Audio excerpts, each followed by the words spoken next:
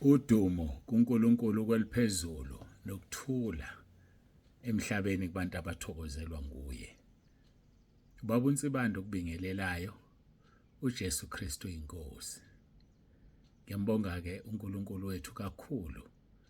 Ngiyambonga ngiyamdumisa ukuthi aphinda siphe usuku lwanamhlanje. Ngike ngathintwa enye indaba kulezi insuku. Omunye ngithumelela ingane yakhe encane ilingisa umkhulu uNsibande ithi udumo kuNkulunkulu kweliphezulu nokuthula emhlabeni kubantu abathokozelwa nguye. Umkhulu uNsibande umbingelelayo. Awu ngajabula. Umoya wami wamnandi uma izingane zikopisha noma zenza into enhle kunokuthi uyithola ingane icula lezi ingoma zikaSathane, uyithola ingane ilingisa loya muntu owenza ukungcola. Siyambonga uNkulunkulu uma izingane zididekela lapho.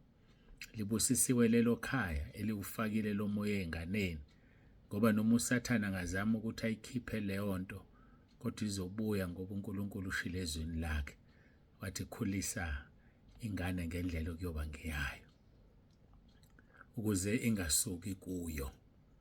Hayi isuke. Angazama nje uSathane esikhaleni phakathi nendawo, kodwa ekugcineni izobuyela khona. Ngingufakazi walokho. Indlela engikhuliswe ngayo le ngiyona manje. Kodwa ngeke ngadwanguza iminyaka, kodwa uNkulunkulu enomusa wakudala kwasemaphakadeni ukuthi ngiyolimela izwi lakhe, ngilishumayele bese ngiyaliphila nakho namhlanje. Ngiyambonga uNkulunkulu kakhulu. Ngiyamdumisa. Udumo lonke lungolwakhe lumfanele. Ngakho-ke bazali, ake sikhulise izingane zethu ngendlela okuyoba ngeyazo, ukuze kuthi lapho isikhulile ingasuki kuyo. Uyozama uSathane ukuzama, kodwa ngeke akukhiphe lokho kufakwe enganeni encane. Hayi azidluleke lapho. Siyabonga kakhulu. Kade nganigcina nini ngoLwesihlanu kuhlala nani kanje, ngoba bekunenkonzo eyayikhona ngoMgqibelo. Ngimenywe ecollege engangifunda kulona ngesonto, besile eMudeni eBrentshini.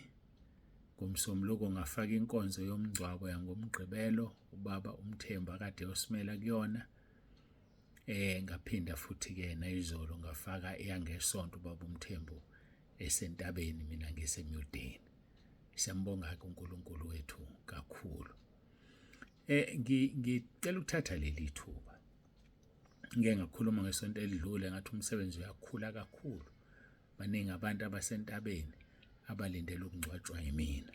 Kodwa ngiyacela ni-understand bazalwane ukuthi isimo sabantu ababhukhile belindile senza kube nzima kakhulu ukulahla abantu ababhukhile ngenkonzo ephuthumayo yomngcwabo esisheshe yafika.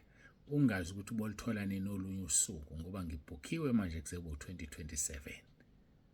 Ngakho-ke ngiyayicelela nje-ke, ngiyazi ukuthi kusemandleni omndeni, akukho emandleni akho wena ongilalela usekhaya lezwi. Kodwa uma unawo amandla ufisa ngibe khona, kucishe kukhulumeke uma umngcwabo uzoba Friday, ngoba kahle kahle iFriday, to be honest with you, ngize ngikhulume nje iqiniso, iFriday anginawo ama-booking Friday.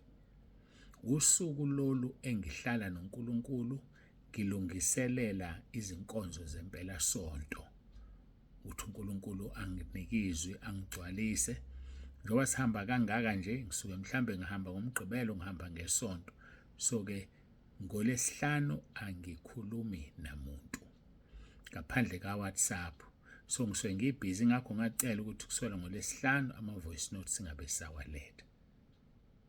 Ngakho-ke kusho ukuthi uma kunomngcwabo ophuthumayo oqhamukayo, uma ungoLwesihlanu ngokuvuma kweNkosi ngingaphumelela. Uma ungoLwesihlanu senginika nje ithiphu yokuthi-ke mhlambe kuzameke, ngaphandle uma lolo Lwesihlanu kunento ethize enzima ngiyosho, ngoba izinto ezifana nalezi asikwazi ukuzibhajeta. Ngiyabonga-ke, bengithanda nje ukudlula lapho ngigcizelele lapho bazalwane. uNkulunkulu abe nani. Nakuyo-ke lempela sonto kuseyinto efana naleyo ngixakekile kakhulu. Ngesinye isikhathi kuhle ukusho ukuthi ngizobe ngikuphi, ngesinye isikhathi akukuhle ngezathu-ke enizaziyo nani. Ayikasidlule lapho, siye ezweni lenkosi. Khumbulani ukusubscribe ku-WhatsApp bazalwane. ENtabeni yendlu kaJehova kuyabonelelwa, not WhatsApp ngiyaxolisa, ku-YouTube subscribe bani waseNtabeni yendlu kaJehova kuyabonelelwa, naku-YouTube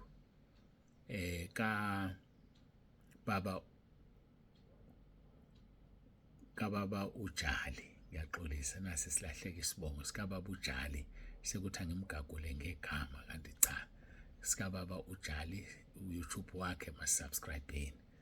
Enye into engifisa ukuyisho, into ebidala kakhulu ukuvalwa ka-WhatsApp, ngicabanga ukuthi sengiyibambile. Ubuvalwa kakhulu ukuthi bengifaka abantu abaningi ekuseni bese ngithumela iy'nkonzo eziningi. Uma ubala lezi iy'nkonzo bezi close to 500 ngesikhathi esincane, close to 500 ngesikhathi esincane. So bengijamisa isystem ka-WhatsApp, ezinye zezathu bebenza bangivale. So bengithi mangithi ngifaka umuntu bavele bayivale. So njengoba abantu bese ngibafaka bengena nge-invite, lokho kwenza umthwalo ube lula. Sengeke ngathi ukuzama-ke ngibone mangibafaka bayangena angivalwa, kodwa ngikwazi ukubathumelela iy'nkonzo. Ngakho ngicela nazi ukuthi abantu mangibafaka basekhona bazothola ama-invite, ngoba khona umuntu othi uyamngenisa angangeni. Kodwa uma ngimngenisile umuntu wazi ukuthi iy'nkonzo akazi uzithola ngoba iyona into eyiproblem. Kodwa uma eya kwiwebsite www.entabeniendlukajehova.org uzozithola lezi iy'nkonzo ebengiye ngizithumele. So tshelana abantu-ke abaye kuwebsite bazozithola khona iy'nkonzo. Mina sengizofaka abantu nje kuphela, ngibanikeze imithetho emibili, umthetho wama-emoji nomthetho we-VN ayeqe ku-3 minutes. Bese ngimfakela okumtshela ukuthi iy'nkonzo ngimwelcome, iy'nkonzo uzozithola entabeni yendlu kaJehova kuyabonelelwa.org website. Then-ke ngicabanga ukuthi soke siqhube kanjalo kwamanje. Sengike ngakwenza, ngicabanga ukuthi sengithatha iviki lonke nginganitshelile, ngibafaka kanjalo kancane ngibona angisavalwa. Kusho ukuthi iproblem ukuthumela iy'nkonzo. Mawukubuka lokho vele kunosathane phakathi, ngoba iy'nkonzo ebezenza abahlala abantu ukwazi ukuthi imikhuleko ephendulwayo ikhona, nginayo, ayithola umuntu. Ukuzila ukudla kuzilwa kanjani, akuthola umuntu. Okweshumi neminikelo nokuvunywa kwezono, lokho bekuyinto esemqoka, ngoba okweshumi ngizama ukwenza abantu baphenduleke embuzweni yabo ukuthi ngikhipha okweshumi kodwa ngibusiseke, ukuthi bazi ukuthi ukukhipha okweshumi ngenhliziyo enjani, ukukhipha kuphi ukuze ubusiseke, ngoba ukukhiphi noma ikuphi. So bekuyimigogodla leyo, ngoba ithinta inhliziyo zabantu. Abantu bayifaka imali ngendlela eziningi ezehlukene ezindaweni eziningi. Abanye bayabusiseka, abanye ababusiseki. So ziwu-4 nje iy'nkonzo. Shona-ke kuwebsite uzozithola: umkhuleko ophendulwayo, ukuzila ukudla, ukuvuma isono, iminikelo nokweshumi. Kusho ukuthi angisakwazi ukuthumelela abantu lezo y'nkonzo manje. Sengibafaka egroupini kuphela, bese ngibamukela, bese ngibatshena ukuthi iy'nkonzo bazozithola kwiwebsite. Emva kwalokho bese ngisho ukuthi umthetho ka-3 minutes we-VN nomthetho wama-emoji. Kunabantu-ke abanenkani abafaka ama-emoji. So uma umuntu, ngoba ngine-record ngimthumelele kumkhuza kuba kathathu efaka ama-emoji engawakhiphi, engaxolisi, lo muntu ngiyamblokha ukuze angaphinde afake ama-emoji. Ngiyamblokha nje lo muntu. Asidluleke lapho, siye ezweni lenkosi. Ngiyacela sigoqe ukuthi inkonzo yethu izothi ukuba yinde sengithathe u-10 minutes ngichaza lezi zinto. Ake siyeke sikhuleke sinxusa uNkulunkulu abe nathi kule nkonzo. UJesu Kristu inkosi asiguqe.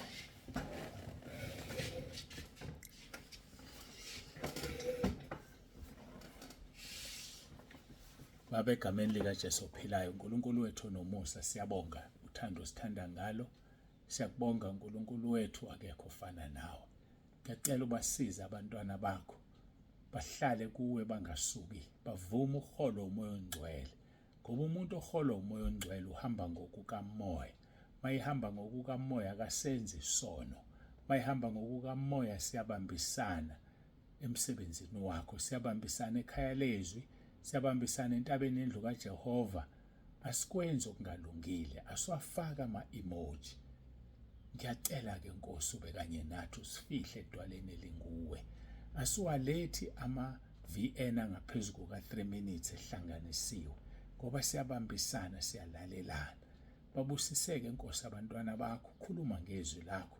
Siyabonga ngakho konke osenzele khona. UJesu Kristu inkosi. Amen.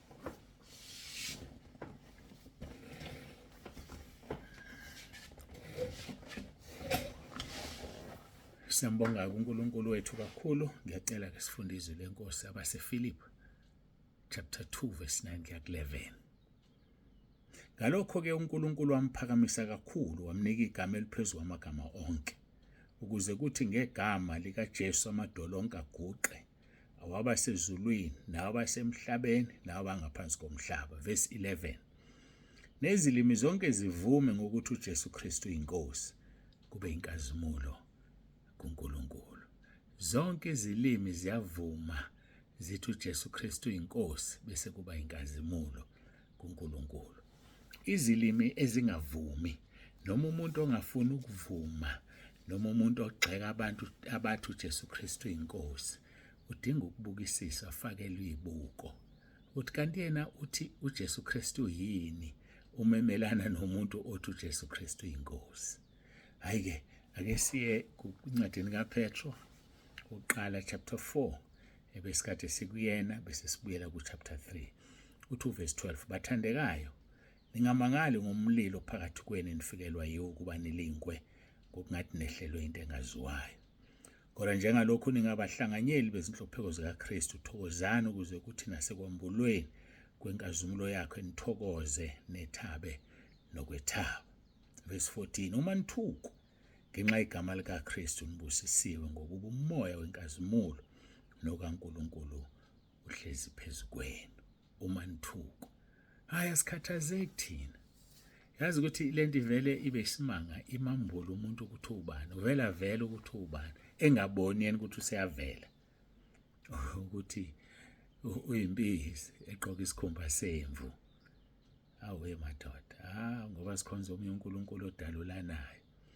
Ayise ku 1 Peter chapter 3 verse 14, kepha noma nihlupheka ngenxa yokulunga, khumbula sikhuluma ngenhlupheko zabakholwayo. Siyakhuthazana la ukuthi singoba sihlupheka ngendlela ezingafani, omunye kusemsebenzini, omunye kusekhaya, omunye umakhelwana, omunye lokhu nalokhu, asikhuthazeleni bafowethu ngoba kungenwe ezulwini ngenhlupheko. Izenzo 14 verse 22. Kodwa ke siku verse 14 ka 1 Peter chapter 3, kepha noma nihlupheka ngenxa yokulunga nebusisiwe, ningesabi ukwesabisa kwabo, ningakhathazeki, ngoba bayasabisana laba bantu.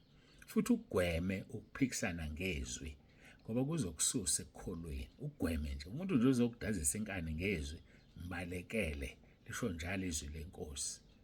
Balekela ukuphikisana ngezwi okuzenza sengathi kuwuphikisana okuqondile, kanti cha. Ungakhohlwa ukuthi ukukholwa kusikhona kwabantu bonke. Hayi ungakhohlwa, baseThesalonika besibili chapter 3 verse 2, ukukholwa akusikho okwabo bonke. Uzophikisana nomuntu ongesikhona ukukholwa kwakhe.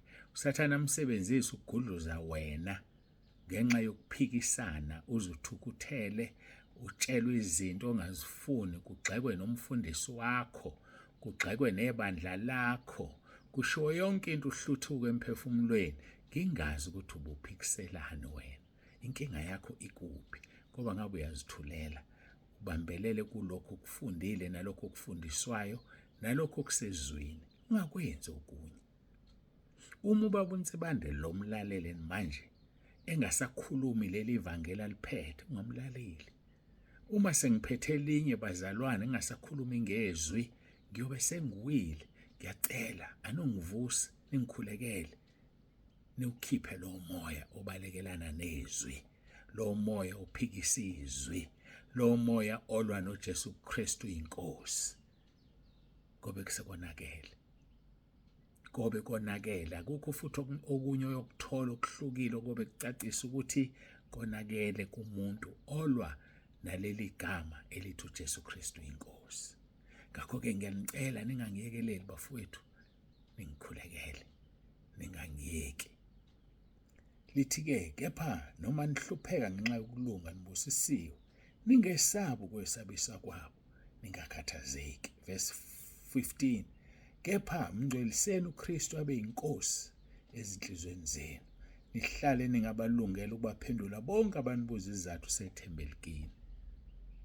uKristu akahlale ebe yinkosi. Uma eyinkosi uJesu Kristu kuwe, ubonakala ngokuthi kuphumela olimini uthi uJesu Kristu inkosi. Ngoba uyinkosi kuphi? Enhlizweni yakho. Uma ingeyona inkosi enhlizweni yakho, ngeke ulikhiphe igama elithi uJesu Kristu inkosi. Futhi uzoba namahloni ngalo. Uzosaba ukuxoshwa emsebenzini ngalo. Uzosaba ukuxoshwa lapho kunesandla esikuphakelayo ngenxa yaleli gama. Kanti uJesu kubekile lapha kuLuka chapter 9. Wathi onamahloni ngami nangemazwi ami. Onamahloni ngami nangezwi lami, nami ngoba namahloni ngaye phambi kwengilosi kaBaba. Okungukuthi onamahloni ngezwi lakhe, izwi lakhe yileli lithi uJesu Kristu inkosi. Awusamusho manje wena, angithi usaba abantu, usaba abantu. Lithi verse 14, ningesabi ukubesabisa kwabo. Ayithi ngimphinde verse 14, 1 Peter chapter 3, kepha noma nihlupheka ngenxa yokulunga nebusisiwe, ningesabi ukwesabisa kwabo, ningakhathazeki. Manje sebekusabisile, usuyasaba wena. Akwabuhlungu lokho, ngoba ukhombisa ukuthi unamahloni. Onamahloni ngami nangezwi lami, usho njalo uJesu. Mhlamba ke siya khona kuLuka chapter 9 silifundisise kahle, silibheke lelizwi. uLuka chapter 9 silibheke. uNkulunkulu asisize. Nanti Luka chapter 9 verse 26. Ngokuba yilona loyo nezinhloni ngami nangamazwi ami, ngaye lo indodana yomuntu yakuba nezinhloni lapho iza ngenkazimulo yayo nekayise nezingilosi ezingcwele. Uma unamahloni ngoJesu nangamazwi akhe, izwi lakhe esilithola kuPhilippians chapter 2 verse 11, nezilimi zonke zivume zithi uJesu Kristu inkosi, kube inkazimulo kuNkulunkulu yise. Izwi lakhe lelo. Manje ungesabi ukwesabisa kwabo, noma bangakuxosha emsebenzini, noma bangakuxosha la uneshelter khona. Enganomqhele wakho ezulwini, ungesabi ukwesabisa kwabo. Hayi ungesabi, mina ngikuqonga isibindi. Baningi bazokusabisa ngendlela eziningi. Asibuyeleke ku1 Peter chapter 3 verse 15. Kepha mngcweliseni uKristu abe yinkosi ezinhlizweni zenu, nihlale ningabalungela ukubaphendula bonke abanibuza izizathu sethemba le elikini. Abantu abakubuza ngoJesu Kristu inkosi, ubakhombe kuPhilippians chapter 2 verse 11. Akusho lapho ukuthi makuthiwa uJesu Kristu inkosi asothi uyabusa. Cha, sonke siyavuma, nami ngiyasho, nawe uyasho, wonke umuntu uyasho uJesu Kristu inkosi, sivumo leso. Uma mina sengithi uyabusa, ngisavumanga. Asivumeni bazalwane, isivumo sethu sithi uJesu Kristu inkosi. Sithini isikhathi? 1952 bengithenga lo 10 minutes. Kusho ukuthi manje uthengile kufanele ngiqede ngo-25 kusalungileke. Uthi kuverse 16, kodwa kube ngobumnene nangokwesaba nibe nonembezo omuhle ukuze kuthi kulokho abanihleba ngakho bajabhiswe laba abathuka ukuhamba kwenu okuhle kuKristu. Bayasihleba, kwesinye isikhathi bakhuluma openly, kodwa thina sinankinga kunalokho silingisa iNkosi yethu uJesu esilandelayo sithi Baba bathethelela abakwazi abakwenzayo. Ilokho esikwenzayo siyabakhulekela. Nawe uma kunomuntu okuhlukumezayo noma kunomuntu okuthukayo ngenxa kaJesu noma kunomuntu okuphikisayo, umcelele uxolo uthi Baba mthethelele ngoba akakwazi akakwenzayo. Uthi Jesu Kristu inkosi, mambulele ukuthi abone ukuthi uyinkosi. Kodwa sikusho lokho ngobumnene nangokwesaba, sibe nonembezo omuhle. Ube ungathi usukhulumile unembezo ukuhlupha kodwa bengafanelanga ukhulumele leyagama. Kanti uma ushaka Jesu ayikho into ezokuhlupha, uthi Baba mthethelela akakwazi akakwenzayo. Malinzima lelo usho njengoStefane lapho kwizenzo 7. Esebonile izulu livulekile uStefane, ngoba lavuleka abazalwane. Yami indodana kaNkulunkulu, yami ngonyama yesizwe sakwaJuda, wami uJesu Kristu waseNazaretha. Wathi ubani lo ohlukumeza uStefane emhlabeni? Ngaso sonke isikhathi ezwini lenkosi kuthiwa uhlezi ngakwesokunene, but at that particular moment he stood up, wasukuma wama.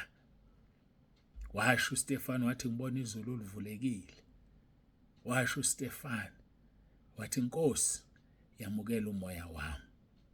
Izenzo 7 verse 59, yamukela umoya wami.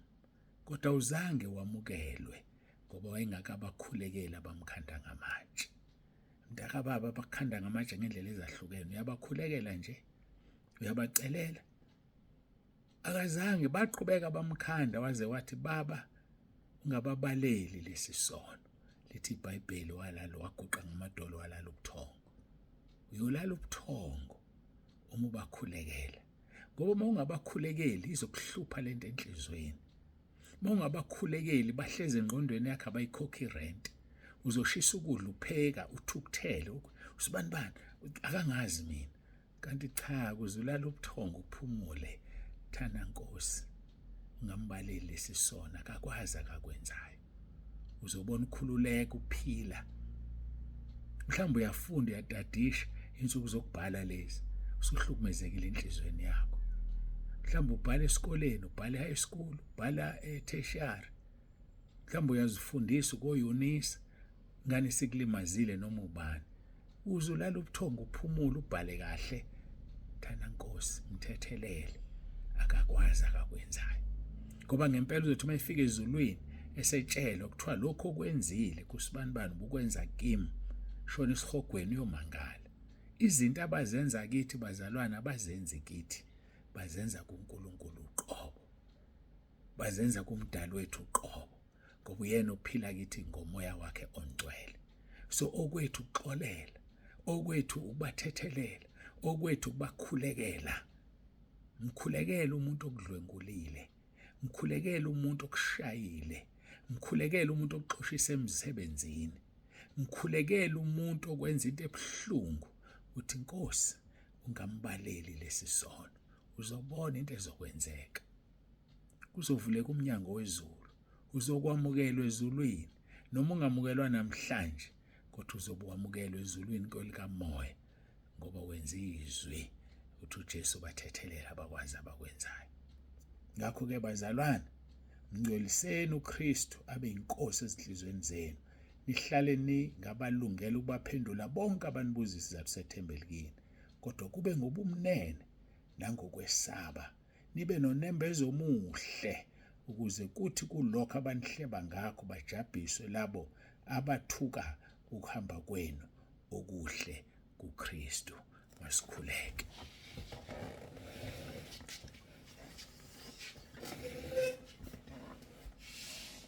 Baba, egameni likaJesu uNkulunkulu wethu onomusa, siyabonga kakhulu, sikunikeza udumo ngoba uyasithanda, ufuna isihlale silimele, funa sithokoze njalo. Siyabonga ngoba sithokoza kuMoya oNgcwele. Busisa lona loyo lalele abe namandla okulenza izwi lakho, abe namandla okuvuma isona sihlukane naso, ngoba uzivuma zishiye uyena othola umusa. UJesu Kristu inkosi. Amen.